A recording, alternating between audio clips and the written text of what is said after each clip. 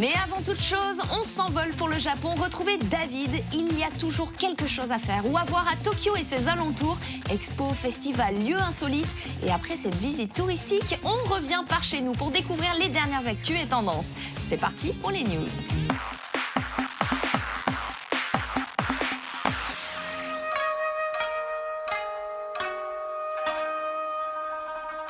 Konnichiwa, salut à tous. Aujourd'hui, nous sommes à Tokyo, dans le quartier d'Asakusa, et je vous emmène au Japan Souvenir Show.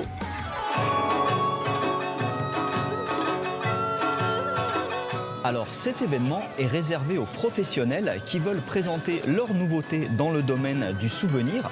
Souvenir à destination des touristes étrangers, mais aussi des touristes japonais, car il faut savoir que les Japonais ont une culture très forte du omiyage, ces petits souvenirs que l'on achète lorsque l'on voyage dans n'importe quelle partie du Japon.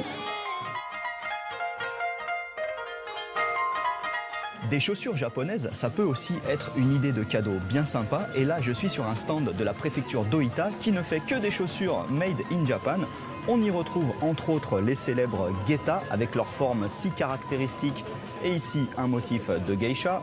À côté, il y a des modèles qui sont faits à base de tatami. Et enfin, le modèle le plus kawaii, il est ici. Ces petites pantoufles pour bébé sur lesquelles on retrouve la tête du célébrissime Kumamon.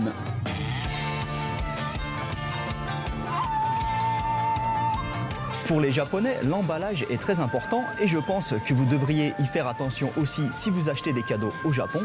Et là, par exemple, ils vendent des boîtes de thé avec comme design les sublimes estampes du célébrissime Hokusai. Et en plus, il y a plein de parfums très originaux. Par exemple, là, c'est du thé aromatisé au sakura, là, du thé aromatisé à la menthe et celui-ci, du thé aromatisé au yuzu, un agrume typiquement japonais.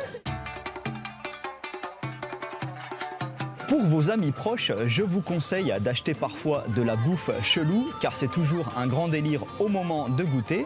Et là, sur ce stand, il n'y a que l'embarras du choix. Ça, par exemple, Pali-Poli Daikon, c'est un mélange entre une variété de gros radis japonais qui est mélangé avec des agrumes comme des mikan ou des yuzu. Ça donne un goût ultra bizarre, mais bien original. À côté, Imogara, ce sont des tiges d'une variété de pommes de terre japonaises. Car dans les temps anciens, quand c'était la misère, ils mangeaient même les tiges des pommes de terre avec un peu de soupe. Et là-haut, on a un dessert bien original lui aussi. Alors ça s'appelle Kalin Soba. Les soba à la base, c'est une variété de nouilles, sauf que là, ils rajoutent plein de sucre, de la farine et d'autres ingrédients. Et ça se transforme en dessert. Voilà, c'était un petit salon, mais j'ai quand même pu découvrir des produits bien originaux. Et en plus, ils étaient tous super gentils, ils m'ont offert plein d'échantillons. Allez, à plus, ja ne.